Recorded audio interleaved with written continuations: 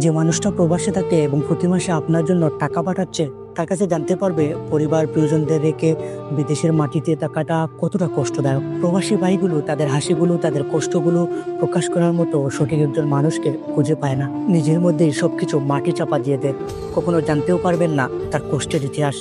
তার এই কষ্ট আপনার মুখে হাসি ফোটানোর জন্য। প্রতিটা বাসে উঠে পেপার পেপার বলে চিৎকার করা লোকটিকে জিজ্ঞেস করেন, ভাই কেমন আছেন?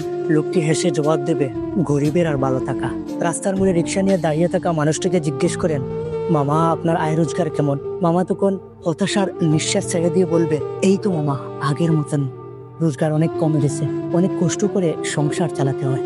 যে মানুষটি নিজের শরীরের ঘাম ফেলে সকাল থেকে সন্ধ্যা পর্যন্ত খেতে ফসল ফলাচ্ছে, সে জানে পৃথিবীর বুকে টিকে থাকা কতটা কষ্টদায়ক। যে মানুষটি তার পরিবারের মুখে খাবার তুলে দেওয়ার জন্য ভোরবেলা উঠে মালিকের মজুরি করতে চলে আসে, তার কাছে জানতে পারবেন পৃথিবীর বুকে বাস্তবতা কতটা নির্মম। যে মানুষটি সকাল থেকে সন্ধ্যা পর্যন্ত অফিস করার পরেও বাসায় এসে অফিসের কাজ করে, তার কাছে জানতে পারবেন টাকা ইনকাম সহজ না কঠিন। নিজের স্ত্রী সন্তান চোখের সামনে থাকার পরেও তাদেরকে ঠিকমতো সময় দিতে পারছে না।